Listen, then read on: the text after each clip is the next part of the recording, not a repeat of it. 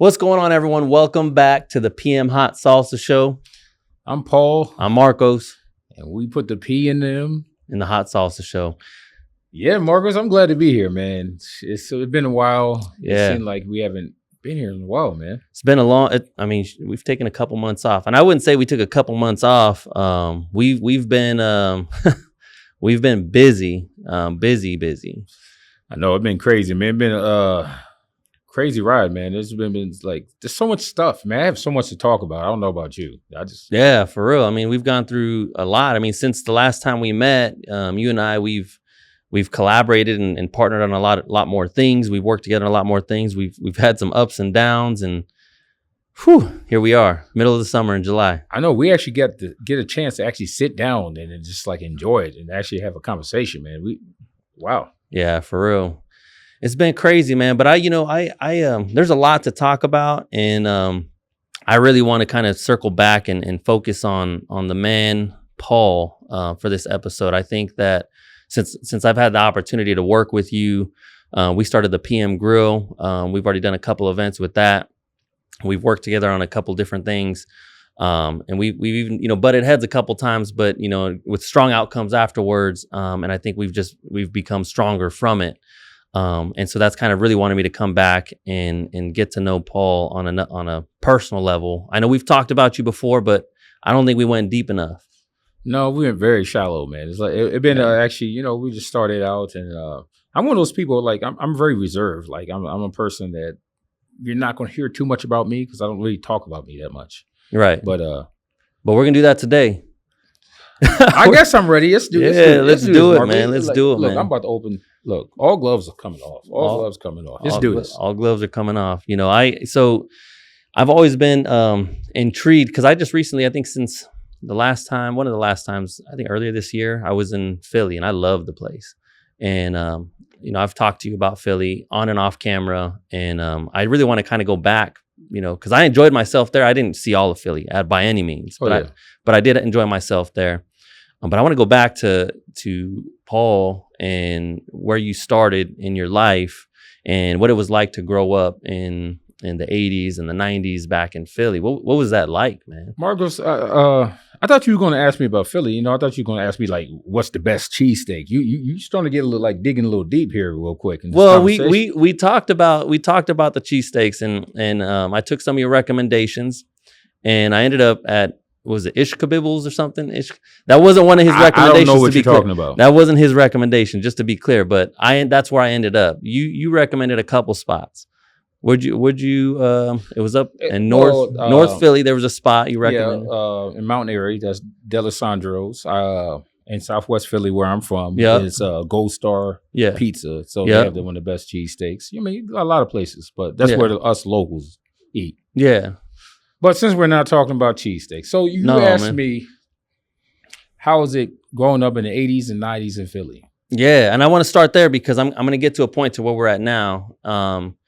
And we already talked about cheesesteaks, but I'm not here to hear about cheesesteaks, and everyone else can Google where to get cheesesteaks. So right now you're aging me. You're letting people know I'm a 1980 baby, but that's okay. I'm an 80s baby, and I'm barely an 80s baby. And you're older than me, so I know you're an 80s baby. I know, but my nickname is Wine, aka Wine, because I'm getting finer in time, but all that good stuff. Right, but we're not talking about that. That's not what we're talking about.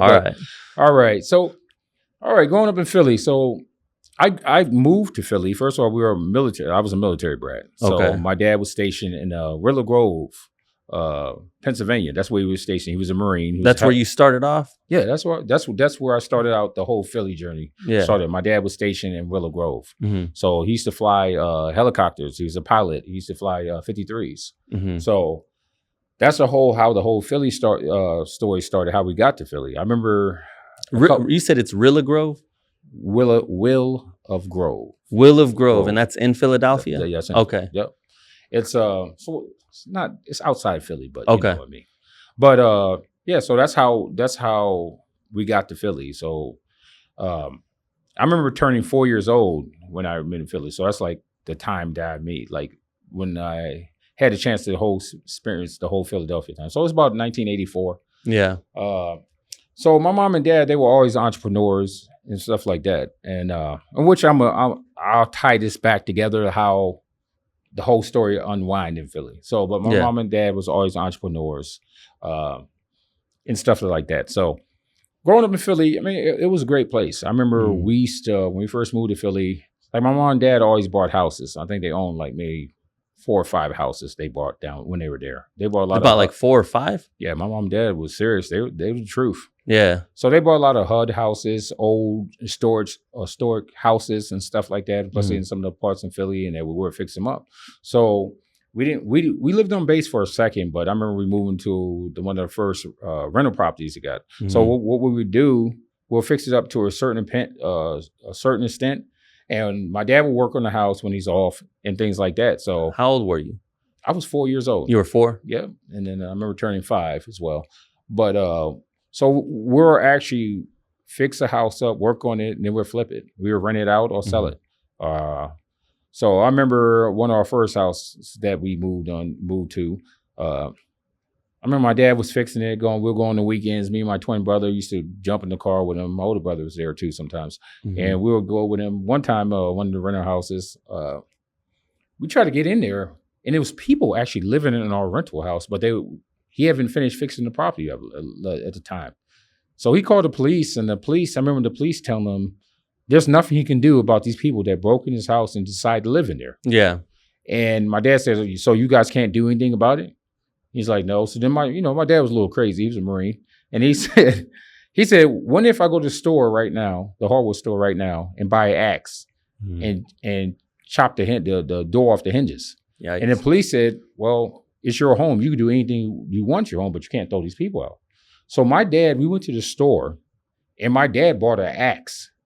And this big 6'3" guy, my dad was a big guy. I remember he buying this axe. He opens the door and just started chopping away. Yeah. And took the front door off the house and the back door. Damn. Then the next day he came in, the people were gone. So it worked. And it was crazy. That's my first experience in Philly. My dad said, this is crazy. So that's one of my fonder memories. My first year in Philly. So, my dad, it was crazy. But I'm in some years later, so I'm gonna fast forward because I know we have X amount of time. I could be here all day, tell you my Philly stories, but I'm gonna fast forward a little bit of time. But my mom and dad, we moved to our next house, and the other house we had, we fixed it up, but we were still living there. Everything was done. And it was a nice little neighborhood. Everybody was friendly. You knew everyone. Still in Philly, right? Yeah, still in Philly. How old were you then?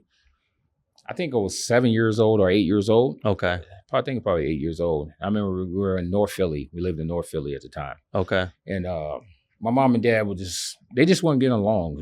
They were eventually will come and get a divorce. So they got divorced. My dad got stationed somewhere else. I think he got stationed somewhere else. I forgot. But I remember when they got divorced, we stayed behind in the houses we owned. I think we still owned like 3 houses at the time. And but the neighborhood was great. I mean, it was a great neighborhood. And it was a great place to raise kids.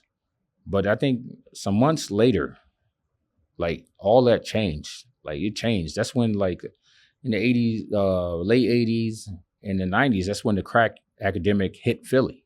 Okay. So this was at that time for you? Yes, it was about that time. I remember a neighbor, like the block captain, and she had some sons and stuff like that. I remember her sons had Lamborghinis. One had a Lamborghini and one had a Ferrari. And they were 16 years old. Wow. And I remember... It's a little bit out of place, huh? Yeah, it was out of place. At the time I was a kid. I mean, the cars looked different. I mean, one looked like a banana, but I didn't know the difference at the time. So, but when I got older, I thought about that. I'm like, we lived in North Philly. I mean, these houses probably were like $30,000-$40,000 at the time. Yeah. And I'm like, why are these cars there? So I remember thinking back about it and realized what happened. I remember going outside playing every day and walking to school and all this stuff like that. And then like our home became a prison. Yeah. Like I remember we couldn't go outside for a year or two. Why is that? We couldn't go outside. I mean, neighborhood got so bad. Like the same people you knew, you always speak to these people and they were nice people. Next you know that when the crack epidemic happened, they turned into something else. Like the neighborhood started getting bad. Next, I remember one time I was getting dressed from school. I was 9 years old.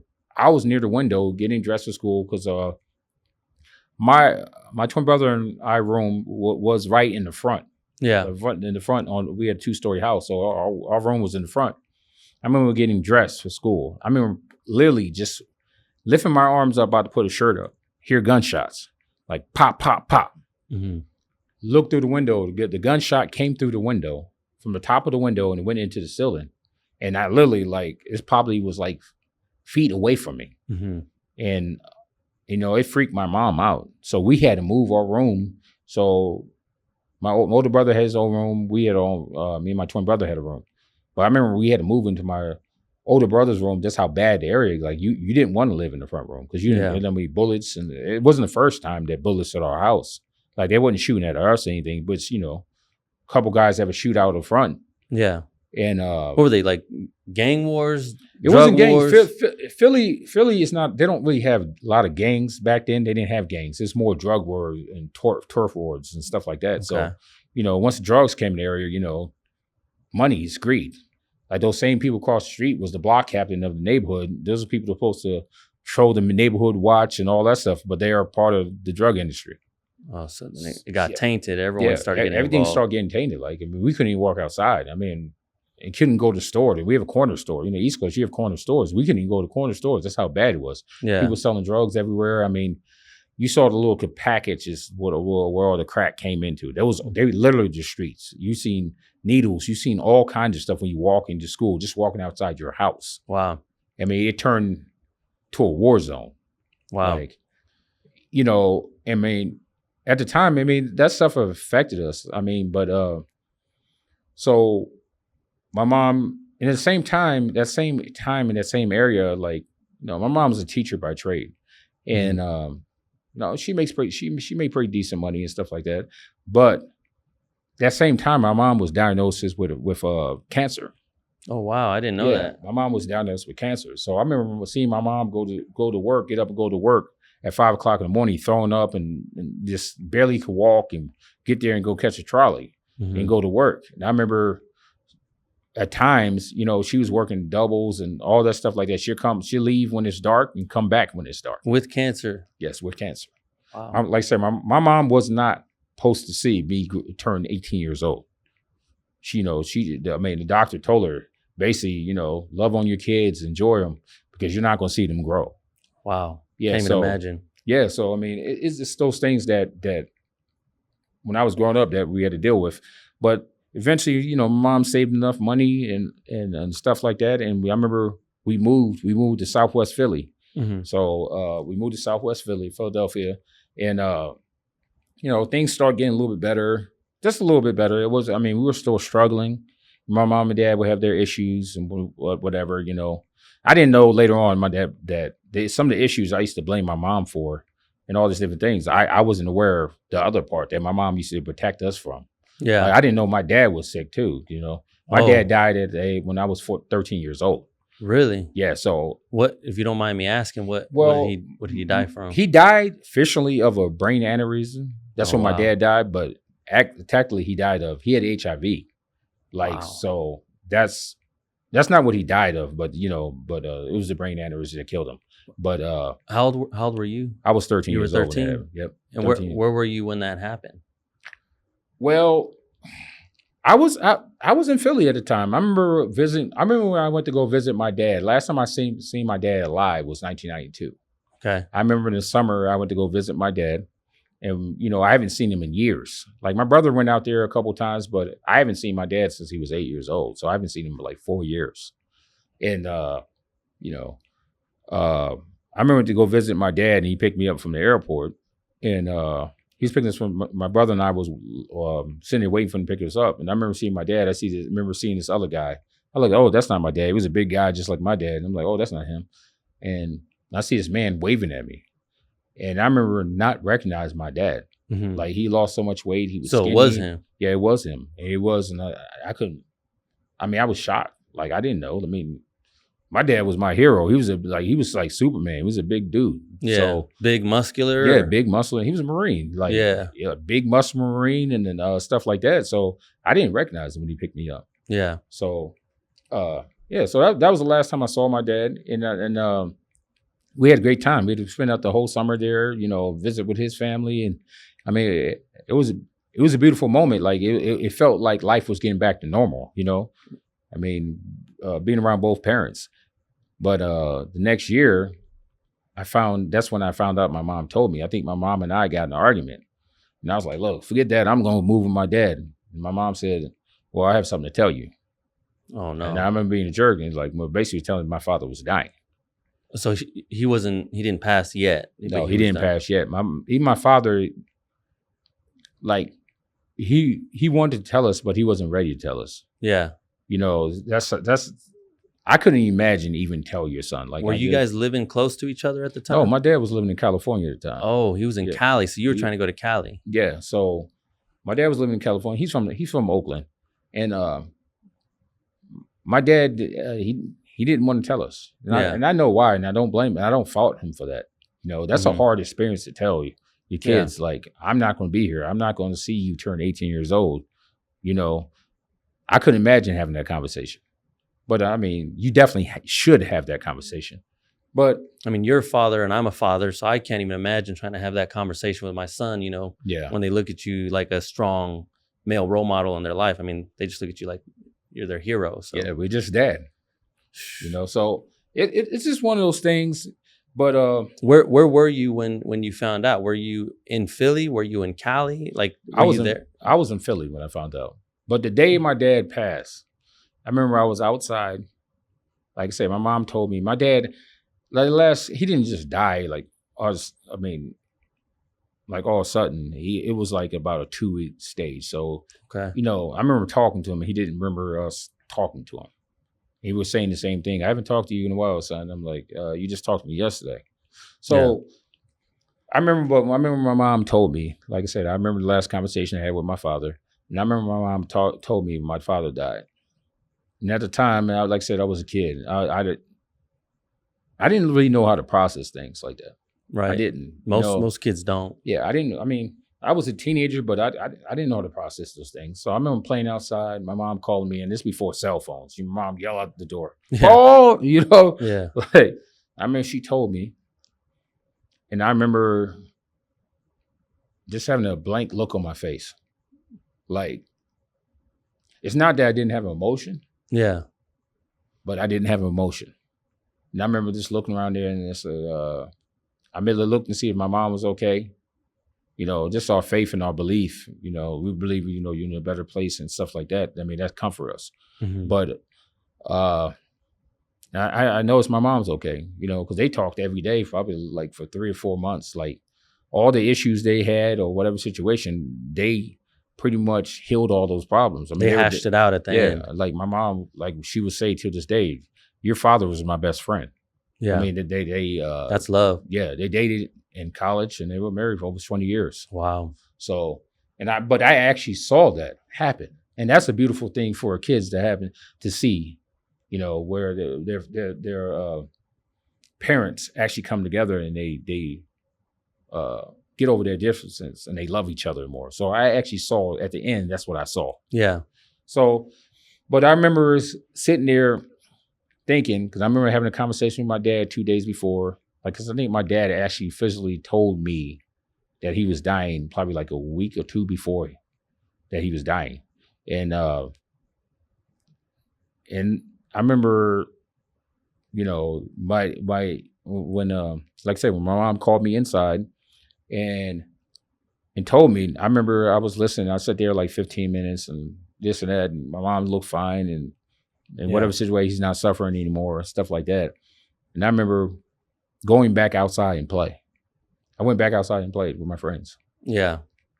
You knew it was coming in a way, right? Like they had told you about it, or like, how did that feel? Like, I know you said your dad told you. Did you believe it was happening? Was it just so surreal you didn't really understand it? No. What was that like? It's not that. It's back then I didn't know how to process my emotions or my feelings, right? Yeah. Which I suffered later on for that. Mm-hmm. Like, even my dad, I remember talking 2 days before he died, he told me, I really don't want you to come to my funeral. I want you to remember how I used to be. Wow. My dad told me that. Yeah. we were debating back and forth. My mom and dad, my dad died. Like, do you guys want to go to the funeral and all that stuff like that? Well, you're 13 years old. Yeah, I think it was. Yeah, that was 13, and I That's remember, tough. and I remember telling her like, well, my dad's wishes. He doesn't want me at his funeral, Yeah. and we're going back and forth. I mean, I was going back and forth. Do I want to see my dad? You know, and I remember not going because I honor his wishes, not going to my dad's funeral. But at the time, I think it was a noble thing to do. But it's a lesson I learned later on in life. Like, no, you need to bury your parents. Yeah. You need that because later on that trigger a chain of events in my life because I never buried that issue or said it's final goodbyes for me. You didn't get that closure. No, but it created something else in me. Like it created a whole bunch of not feeling, all these different emotions that they're great attributes to have that you can operate when things are chaotic or tragic things happen. You still get the job done and all that stuff like that. And those cool things to have. But on the other part, it's hard to let people close to you. Yeah. Because you can shut off those certain kind of emotions. Like that's a parent. Yeah. So you need to feel that. And for me, like later on, I mean, the stuff reason why I got in trouble in Philly, like, I mean, there's certain parts of my life that I lived a very dark life. I was gonna ask about that. You know, that's tough, especially at 13. You know, I've lost my dad too, so I get that. But after that, you know, especially in that age, transitioning into your teenage years, I feel like that's really the moment that you really got to lean on your father to be there to help you become a man. And for you, he wasn't there, physically. And how did that impact you in your teenage years coming up? Not having that male role model, you know, having your mom working so hard, and you're out there in Philly, and there's this whole crack epidemic going on. How did that play out? Well, like I said, in Philly, if you want to get in trouble, especially back then, it was there. Like I always been a hard worker my whole entire life, right? Mm-hmm. I was never one of those kids. I always had money, like always had money. I probably had too much money when I was a kid, but I always would work hard. I would cut grass. I would shovel snow. I would go to the store for people, do all kinds of stuff. Yeah. But also I had a lot of ambition. So, I mean, a lot of stuff, you know, people selling drugs or doing these different things. Like in Philly, like Philly like a very rough place. Mm-hmm. Like it's a really rough place. There's no such thing like, oh, I stayed out of trouble and I never had a fight in my life. Not in Philly. Yeah. I mean, I be telling people when they ask me story, I'm not a tough guy. So I don't promote being a tough guy. Mm-hmm. But, you know, you minding your own business, somebody just punch you in the face for playing Street Fighter video game. I mean, there's times I've been chased home a lot. I've been chased home. I mean, growing up in Philly, I had no choice but to protect myself and fight. Yeah. Like, and at the time, you know, with that kind of aggression, like, I mean, I had a problem with aggression. Like, I never started trouble with anybody. I never picked a fight with anybody. I can't remember I ever bullied or anybody, but I don't tolerate bullies. Yeah. So, and I had this attitude. I mean, it's like, after you're getting picked on or whatever situation, it's like, no, like really, like I can honestly say, like going to my neighborhood, this is not something I fought everybody. Like, I mean, I was a guy that had, I mean, time I was 16 years old, I probably had over 100 fights. Wow. It's just like, fights.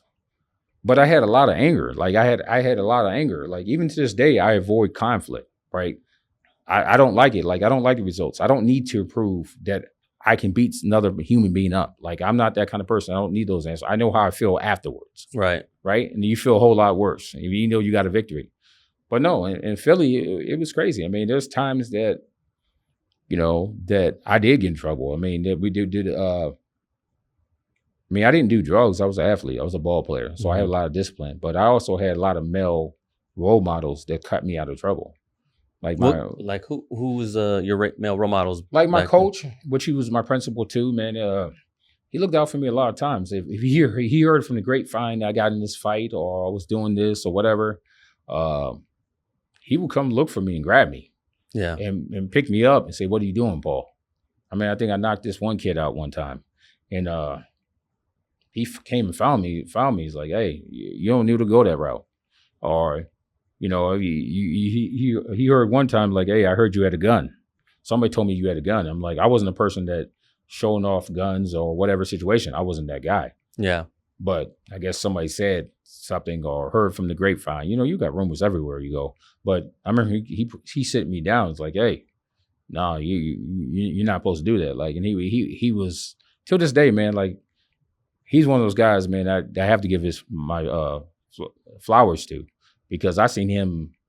I mean, not only was a principal, his family owned the school, and he volunteered with kids all the time. He was a big brother. I mean, this guy did so much. Mhm. He had children himself, and he helped me get out a lot of trouble and stay out of trouble. Because I mean, he always encouraged me or took me somewhere or always grabbed me. Like he was that for me. Like, so even not growing up with a father, I had a lot of people to look up to, different people in my life to look up to straighten out. Because I'm not gonna lie to you. I mean, I got much trouble, man. I got plenty of trouble.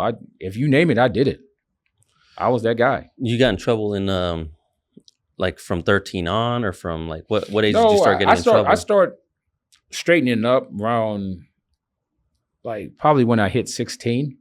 But between like 13 and 16, from when your father passed till then.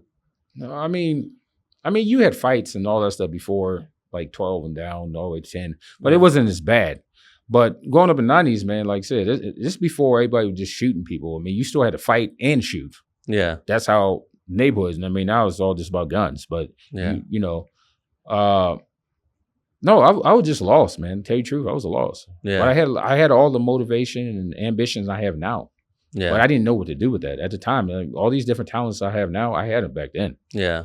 But I used them in the wrong ways. I was always smart. Mm-hmm. I was always smarter than most people around me. But I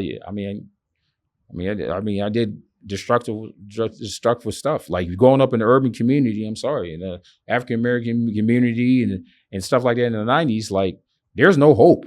Yeah. There was no hope. You didn't look around like, and like, oh, I could be this. The guy that you looked up to, the 9-to-5 guy, like, yeah, he took care of his their kids, his father in the home.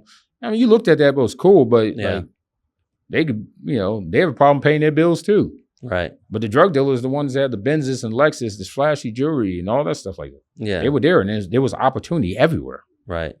And so you want nice things too. Yeah. I mean, I wanted nice things. I mean, I never wanted like the gold chain and all that stuff like that. I just wanted my part, whatever that part is, like whatever opportunity. I was never an ambitious kid that I was motivated by material things. Yeah. I was a very materialistic person back then. I mean, I had the Jordans and all that, but I was never afraid of hard work. Yeah. I never felt like I was stuck. I mean, my mom used to say something to me that was really, that meant something. Like that. She always, that one thing she always said, say, Paul, you might be around everybody, but you ain't like everyone else. Yeah. And she used to tell me that, like, you in a bad situation, drugs everywhere, this and that, but you're not like everybody else. Yeah. Like, you stick out like a sore thumb. Like, you have a lot of ambition and you're very smart and stuff like that. My mom used to always tell me that. Did you ever in high school, did you ever get arrested for anything? I never got arrested when I was in high school. Oh, good. Because at the time, I never had a chance to get arrested. But I mean, one time, like I said, I don't like to tell this story even to this day. I don't like to tell this story because that's not who I am. Yeah. And I hate when people make stereotypes and say you're this kind of person. Yeah. But no, I remember one time I was 14 years old. I had a reputation for myself, What was that reputation? Well, I mean, if you want to call it a tough guy, somebody don't play around with, or whatever situation was that, I was that dude. Okay. Like, you didn't, I grew up fighting. Like, I was that guy. Yeah. But also, I remember being 14 years old. Me and my friend went to a party. Me and my friends, it was like 3 of us, 4 of us, 1 of us. We went to this party. I was supposed to be home at dark when the lights came on. But I was like, I'm 14 years old, Mom. What are you asking me to come home when the street lights come on? I'm a teenager now. Yeah. And I remember I went to this party anyway, right? And I was like, all right, we're going to this party. But at the same time, one of my friends was one of my best friends now. I remember he had a problem with these one guys that were from a different neighborhood. They tried to jump him one time, but I wasn't there and none of that stuff happened. But we saw these people at this party. And one of the other friend was there. And I remember we came and playing. I'm like, oh, that's them right there. It was like 4 of us, and there was like 20 of them, and I'm like, hey, let's go run up on them, and I mean, have a fight or whatever situation. I'm like, I'm not scared of them. Like, hey, they try to jump you. Like, we're gonna fight. Like, you don't come to our, plus you come to our neighborhood and do that, right? Right. They try to jump my friend. I'm like, no. He's like, no, we ain't gonna do that. We ain't gonna do that. And I was like, all right. He's like, we're gonna get him after the party. But even when I tell the story, how stupid that kind of thinking is. You know what I said when he told me that? I said, bet. All right, we're going to take care of this later. And I'm just thinking like, hey, continue on dancing. This is how dysfunction this is what you're saying to me. Yeah. Right? And I remember, dancing, hanging out with my girlfriend or whatever situation. I remember after the party, and by the way, we had a car at 15 years old. Me and him went 14 years old. Me and him went half on a car. Oh, wow. My mom didn't know about it. We had a car. Cruising. Yeah, we had a car at 14 years old. We didn't have a license. That's how crazy this world is. Yeah, it's wild. But that's how much money we were making in just different things that I was doing. Like, legal, illegal? At the time, it was legal what I was doing then. Okay. All right. That was legal, but I did some illegal stuff before. But that was like 12. But okay. Yeah. Right. But this one particular story, like, so I remember my friend and I, before we went to bought the car, because we knew this guy was selling the car. I remember somebody approached us and said, hey, you want to buy this gun? We didn't need a gun. We didn't have any problems with anybody like that. Mm-hmm. And I remember him and I looked at each other like, yeah, you want to go half? Both pulled a knot of money. He's like, yeah, give us that. Wow. So we bought this gun for no reason. Like, but that's the culture that was out there. Right. You fight when you're younger and all that stuff. When you get older, it starts becoming a different story where, people is not just fighting. Somebody's going to shoot you. Yeah. And but that same gun, we had that gun at that party. And I remember going to the car and he said, hey, I could drive better than you. Why don't you shoot? That's what he told me. And how crazy that sounds to me right now. He said, I can drive better than you. Why won't you shoot? Yeah. And I said, cool. I said, all right, I'll do it.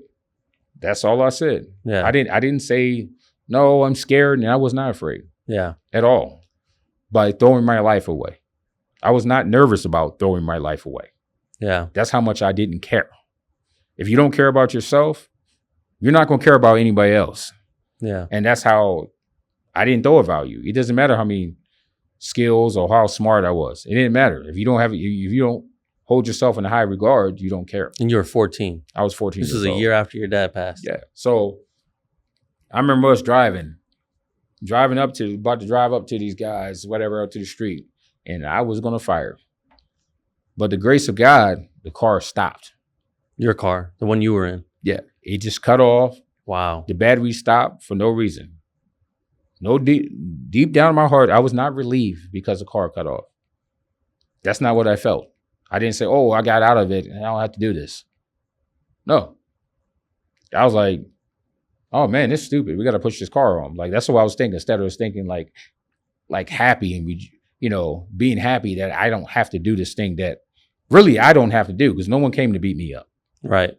And that close to throwing my life away. So, I give God credit for that. Yeah. Because I was going to do it and wouldn't thought anything about it. And I hate saying these words out my mouth, even if I speak to you right now, but it's the truth. But yeah, the car broke down and we had to push the car over somewhere else. And later on, my mom came looking for me at the party. Somebody told where I was with a bat. Oh, man. My mom had a baseball bat and they said, somebody told me later, hey, this crazy lady came to the party looking for somebody with a baseball bat. And I knew that was my mom because my mom always told me, like, at the time she saw me going wild. She saw me changing and turning into this thing, this person. My mom told me, if you're going to talk back to me, you don't listen to me, one day I'm going to buy a bat and I'm going to beat your head in. Yeah. Well, one day she bought the bat and I seen this brand new Louisville Slugger. Yikes. That she kept near the door just for me. Yeah. For getting out of line. So, I mean, to this day, I love my mom. Yeah. Because she fought hard for me. like really hard for me because growing up with a single mom, three males, you know what I mean? Like, we're trouble. I mean, we all got in trouble at one point in time. We Right. all had a hand in all these different things. So, but yeah, I love my mom to death for this day, for the point, because she didn't give up on me. Most moms or whatever situation going through that problem, like there's a point where you put your hands up and you just got to pray, Yeah. right? But my mom didn't just pray; she did something better. She would not let me go. She wouldn't. So, you know, by the time I hit 15, like towards the end of 15, you know, things calmed down a little bit, and I was like, look, I'm going, like, I thought to myself, like, I'm going to college. And it was like, I thought to myself, and then You were at 15 thinking about college? well, yeah, because I mean, something happened when I was 15 years old. I went to one of my friends, one of the big, he was older than me, but I really looked up to this guy. Mm-hmm.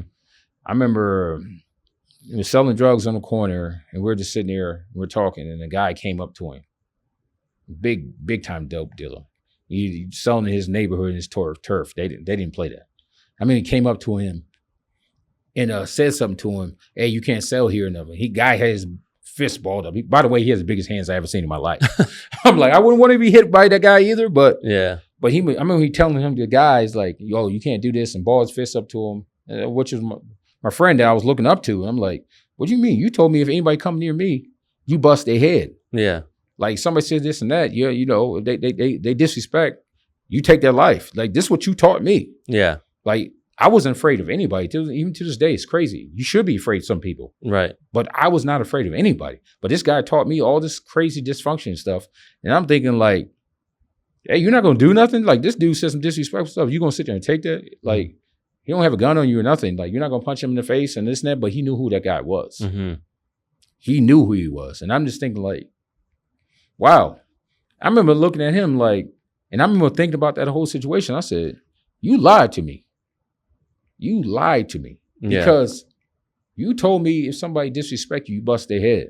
Right. Like, the littlest things. Like, most of the fights I've been into, like, they didn't say anything to me that should cause a fight, but you told me that. You told me if somebody did this, you bring a gun, you pull a gun, you do this and that. And I remember just being lied to, and I felt like I've been lied to the whole time. Like, all this stuff you guys told me to be this tough guy image. Just like me listening to music. All this tough guy image, and they tell you all this stuff like that. It's all fake. Yeah, it's fake. Yeah. It's fake. Like, no, you're not Superman. You're like, you just told me to throw my life away for nothing. That's what you taught me. You're an older guy. You're over 18 years old. You taught me to throw my life away for nothing. And so I looked at that and I said, okay. No, I've been lied to this whole time. So that's when I was like, I'm getting in trouble. I'm a good kid, Bernhard. I'm a good person. I'm compassionate. I care about people. And I remember actually pulling it all together, and I was like, look, I started developing a plan for my life, and I actually saw myself, because I'm not even gonna lie to you, like, at times I never thought I would make it to 22 years old, man. Yeah. Like, real talk. I never thought, like, tough guys don't make it to 22 years old. Yeah. They don't. Because they were tough. Yeah, you're tough. You're like, what a tough guy is a sensitive person. Yeah. That's what a tough guy is, a very sensitive person. The biggest tough guys are the most sensitive people out there. Right. So, no. So I start making a plan for my life. I start really getting into sports. And I went to summer school that one year, and I was like, look. How old were you when you started getting into sports? I always played ball. I played ball since I was 18 years old, basketball. Okay. But when did you, like you just said, you started getting into sports? No, I started taking sports serious. Like, I was like, okay, it's time for a scholarship. Yeah. It's time to take it serious. I mean, we won state championship and all that stuff like that. Yeah. And I started really taking it serious and started applying myself. And so would you say that moment where you found out that he was lying to you, that's kind of one of the pivotal moments that like shifted you to say, okay, I got to focus on being better instead of listening to what this guy was telling me and teaching me? Or was that a pivotal moment, or what happened that caused that shift? That is definitely one of the most pivotal moments. I never liked disrespect. I mean, like, disappointing my mom. Yeah. a kid wants their parents to be proud of them. You're looking for your parents' approval. Mm-hmm. That's what you're looking for. That's what you're searching for. Yeah. When it all comes down to it, I don't care. Even to this day, I think about my dad, and I'm just like, and I smile. I'm like, yeah, I got my dad's approval. Yeah. So, but that's what I was looking for. So it's like, okay, why you're doing these things? And I was like, okay, I'm gonna turn it around. Yeah. I'm gonna turn it around. Like that's when I went to summer school. I'm like, I'm not dumb. I'm not a dumb person. Yeah. Far from being dumb. And it's like, I think faster than most people. And I was like, I'm not that. So I'm not going to hide because I was always the guy that's cool. Everybody, Paul is so cool. Like he's this cool dude. Right. That's my man's. I was everybody's friend. I always had an entourage. I was that guy. I was like, no, it's time for me to get my own identity. Yeah. Because no, I'm gonna start doing what I want to do and become what I want to be. Yeah. And that's what I started applying myself. Like, oh, you guys think I'm so great now? Watch me. Yeah. So every after school program, I didn't care what it was. I was in it. Like I told you, I won the leadership award for the state of Pennsylvania one year after I turned around. I was 15 years old when I got that. Yeah. And I didn't ask for it. I didn't enter a competition. I didn't know people were watching me. Right. But it was like they saw leadership in me. And it was developed. I mean, my principal put me in for it, and and all the programs. Like I never talked to anybody. I just signed me up. I didn't care. I mean, I took a sewing class, man. Come on, man. So I took that's how busy I kept myself. Like, look, yeah, I would still hang out in the streets and do all that stuff like that, but I didn't sell any drugs. I didn't do any gambling. I didn't do any of that stuff. And I still hang around the same crowd, but I wasn't like them. I mean, I felt like an alien around them. Yeah, because I wanted better. Yeah. So I was like, all right, I'm going to college. Like it's time. It's like the whole course is set for that. Wow, Philly is. It sounds like there were some dark moments there for you, and some things that happened that could have really changed the outcome of your life and where you're at today. Oh yeah, man. Like I said, but it's all a part of your journey, man. Your whole journey, man. Like, man, I just give all the glory to God, man. I tell people that my whole life, I mean, I could talk for hours and tell people some crazy stuff, like but you could be an example. You could help somebody from experiencing what you've been through. Yeah, like anger is not is a serious problem. Like anger could put you in some dark places. It could destroy your life. Right. Like even when I look at people trying to have fights and disagreements with people, like if you knew what anger really is, or that root cause of things you don't deal with. Yeah. Like I'm telling you, man, anger, man. I just remember being an angry person. Yeah. Like, when I hit 22 years old, I remember how I don't see you as an angry person now. I don't mean to cut you off, but I'm really curious about this. How do you, what did you do to change you from being an angry person to being a very calm, cool, and collected person that you are today? Well, like I said, I don't talk about my personal beliefs as much, whatever, like whatever that, but all the answers come for the person that creates you. Mm-hmm. So you got to look up to the creator. That's who has the answer. If they created you, that's what the answers are. Yeah. Right? No, I start seeking God. I start seeking understanding and loving myself and see how God sees me as a person. And it's like, and I apply those different things. Like, no, like we were created in the image of God. When we were created, or when God sees us, he sees love. Right? And that's what the world needs. Like if you base everything about love, you can forgive. Yeah. You can say, well, you start like even love, it gives people, you have mercy and grace. Like grace is everything. Yeah. Like I can forgive a person if I have grace and I have mercy for them because I was shown mercy and grace. So who am I not to show anybody mercy and grace if I was shown it? Right. That's how I feel. So like when I worked on myself, and I also isolate when I moved from Philly when I was 17 years old, I isolated myself for a year. Like I isolated myself for a whole year. I wasn't a person around anybody. Yeah. So that's why Texas is a big thing for me in Texas. Like that's when I recreated myself. I dealt with my problems. I dealt with my issues. Yeah. And like I told you, I remember being 20 years old, 22, I don't know, whatever age I was, around early 20s. I went through a whole year without a fight. That's good. Were you, before we get to Texas or anything like that, when did you leave Philly? 1997. How old were you? I was about to turn 17.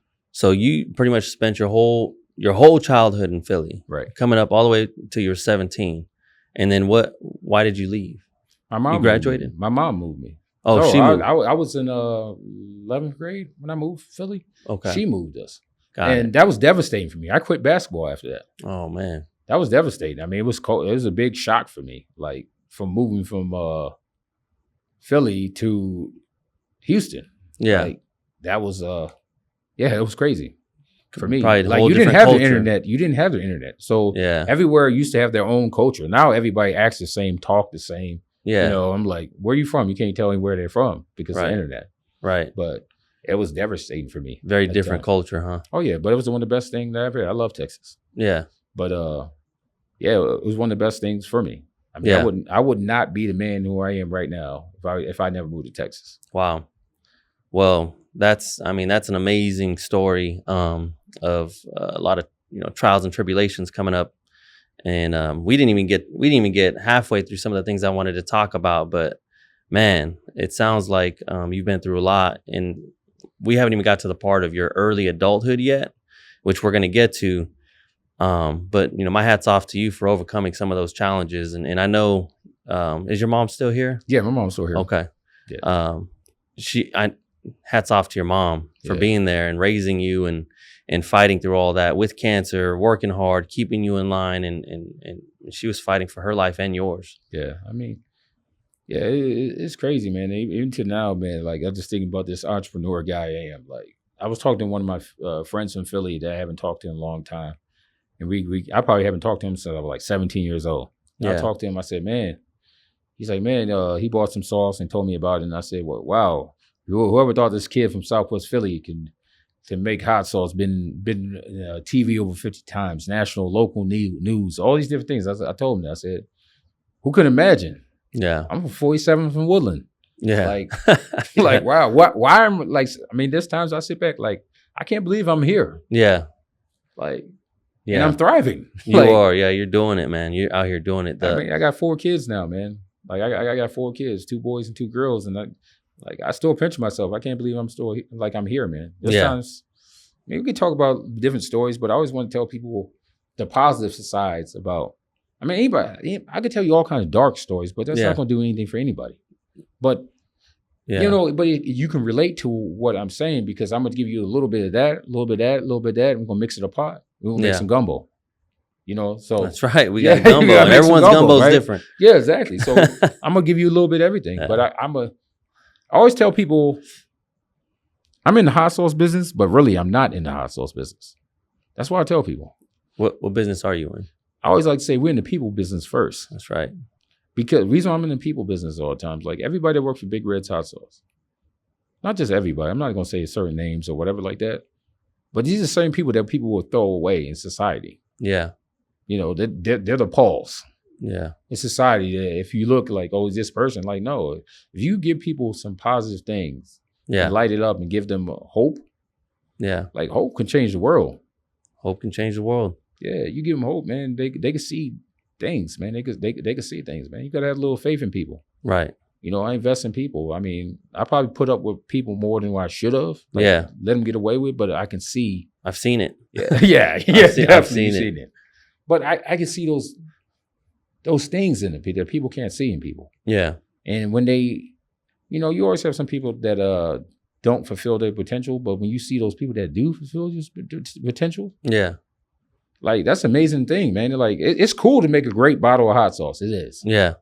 It's amazing to make a great bottle of hot sauce. But when you have a person that fulfilled their potential Yeah. as an individual, like I said, man, people who work for me, 13 other people created their own business and never Wow. thought it was possible for them. So you helped 13 other people get inspired, or one way or another help them get to a point where they've got their own business. Yeah, because if you see a guy from Southwest Philly can do it, was in the streets and all those different things, Yeah. and you're from Chicago, you think it's possible for you too. So you it's need some possible. hope and you need a dream. And then you have somebody to believe in you.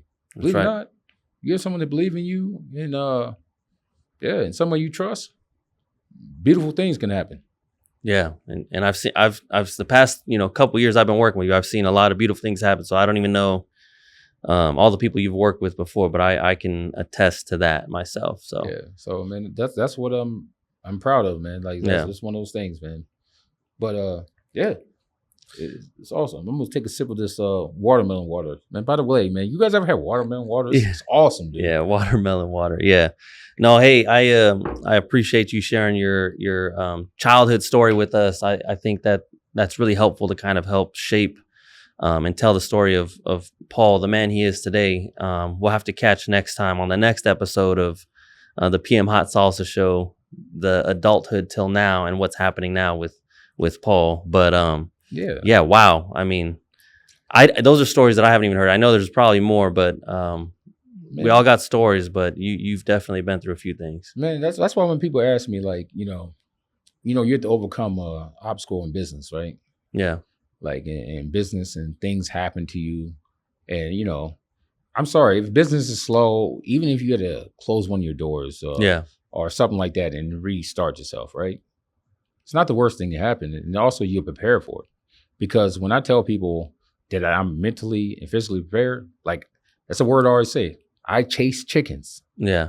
When I tell people I chase chickens, I do. Like chicken training. Like, you ever chase a chicken, man? Let's talk about, like, one of my favorite things, man, that I learned when I was in Philly, when I was watching Rocky 2.